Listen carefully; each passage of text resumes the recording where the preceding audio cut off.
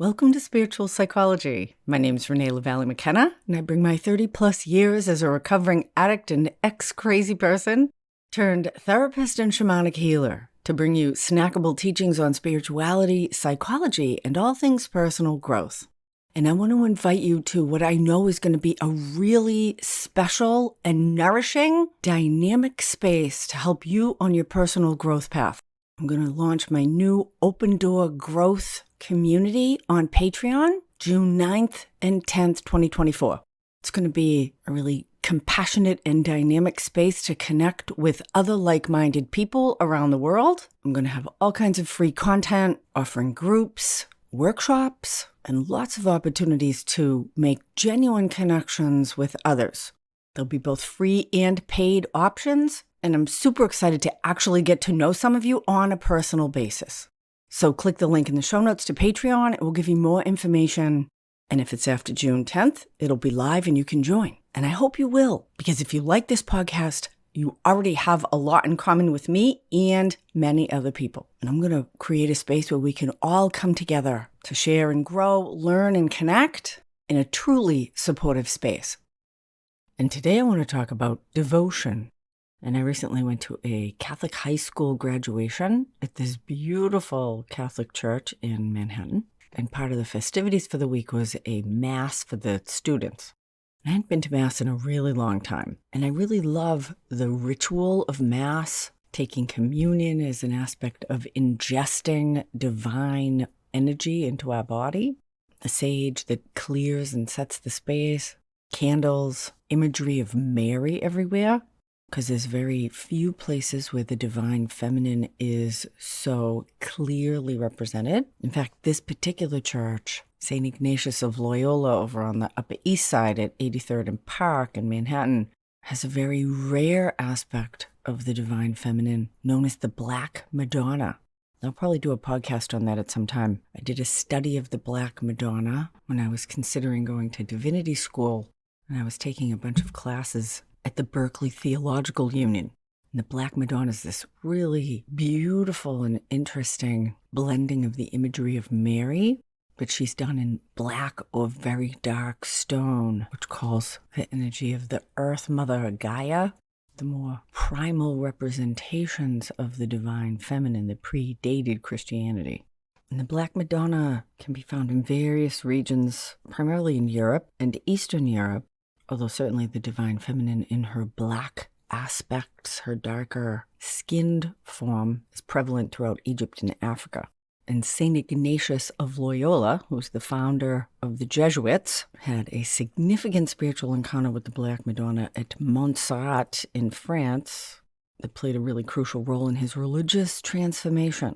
So he was a soldier in the 1500s, and he was severely injured in a battle and had a profound spiritual awakening in his recovery. And after his recovery, he took a pilgrimage to the shrine of Our Lady of Montserrat in Catalonia, famous for its statue of the Black Madonna, known as La Moreneta, the little dark one. It's a really beautiful statue of a smiling Black Mary holding a little happy Jesus. And St. Ignatius spent the night in vigil before this Black Madonna and laid down his sword as a symbol of renunciation of his old life and committed his life to a spiritual path. And as soon as I learned about the Black Madonna years ago, I was instantly fascinated, probably because my own spiritual path is deeply rooted in relationship with the divine feminine. And certainly early on my spiritual path, the idea of the Virgin Mary was actually kind of distasteful to me because I was far from a virgin. But the idea of God as Father also kind of fucked me up because I had a fairly impotent and uninvolved father at different points in my life and a deep mother wound. And my first encounters or emotional spiritual experiences happened as a direct result of opening to the spirit of nature, and I experienced that as a really feminine force. And the idea of the great mother, the earth goddess, Mary Magdalene as a fallen woman who was healed and re-empowered, those spoke to me very much in my own life experience, what I needed and what I hoped for myself. And subsequently, I can say what has happened to me as a now very empowered, maturely feminine woman. So I was doing some research on this particular Black Madonna statue right after we left the church, and it echoed something that they talked about in the service. Lots of times I don't really listen to the priests. Some of them are good, but the things I like about beautiful churches and services are more how it feels than the words people put with it. But anyway, they did use the word devotion. Devotion to God. And St. Ignatius had his spiritual transformation at the feet of Mary. And his devotion to the divine feminine was a guiding force in his life. And this word devotion is not a word that we use very much. And I think it's a really powerful and important concept and intention. Devotion is a way of being in relationship that's underdeveloped for most of us. Again, it's not even a word that I use very much, so how could it be well developed? And I have come to see life as a series of relationships. Relationship with ourselves, relationship with others, relationship with the physical world, and relationship with God or Goddess, or the life force as a whole. And when we talk about relationship, most of us think about a romantic relationship. And devotion in a romantic relationship is a deep, committed, loyal connection between partners. It involves commitment, trust, love and affection, support, respect, loyalty, healthy communication, perhaps patience and understanding, working toward common goals and values, and the willingness to make personal sacrifices for the benefit of the partnership or the relationship. And so that action or perspective of devotion is pretty awesome in its complexity and completeness in how we act, how we feel, and how we think from this loving, supportive, loyal, committed way. And I know for many of us, when we think about devotion in relationship, we think that we would like to have someone devoted to us. The real work in personal and spiritual growth is to become that which we hope to receive. And that energy of devotion, like the soldier Ignatius demonstrates for us, is a transformative energy. And somewhere over the last century, for most of us, romantic relationship has become the primary source where we hope to give and receive love from a single person. What a horrible burden. And I am deeply nourished and have nothing but value, intimate partnership. But we need to be exchanging love and devotion in multiple areas of our life in order to be healthy, nourished, grounded, and fulfilled. And certainly in the realms of personal growth, self-love is talked about a lot. And how would it be to consider the energy of devotion toward myself? A steadfast commitment to my own well-being, expressing love, care, and affection sincerely and consistently with myself, developing self-trust and self-honesty, providing emotional, physical, moral, spiritual support consistently, respecting myself, having honest internal communication about what's actually feeling good and what's not feeling good in my life.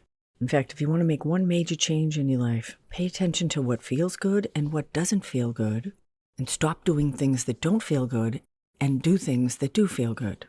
Simple, profound, and not easy. So can I generate this love and care that I hope to receive, that may be the result of childhood wounding from parents who also had childhood wounding? And can I cultivate that energy of devotion toward myself? Can I cultivate devotion toward others? Not toward everyone, but toward those relationships worthy of devotion that have earned my love and trust, patience. We're traveling the path together with loyalty and respect, commitment and self-growth. And the mystery for me is this devotion to God or Goddess or the life force. How do we love God? Very interesting, pointing to the, self-centeredness of the modern psyche. And I'm curious what happens if we turn the energy of love and devotion toward the divine. That's what worship is about, something I don't have a lot of experience with. I wasn't raised in a worshiping religion, but I was on a retreat a couple years ago with quite a few Hindu practitioners. And devotion is a primary aspect in many sects of Hinduism, and it's called Bhakti.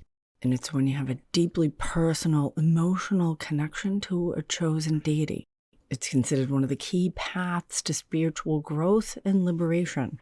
And because my primary connection to source energy, at least relationally, has been with the divine feminine, I've spent a lot of time with Hindu deities because it's the most comprehensive pantheon available for aspects of the goddess.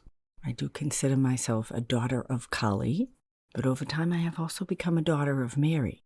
And that mother love that I didn't actually get to experience from my own mother, but thank God I have it with my daughter. I get to practice that in my relationship with the goddess. And so I suppose, although I've never used the word devotion before, that is the energy that I feel. And when we get intentional about things, it kind of focuses them, makes the energy more powerful, clarifies our intention.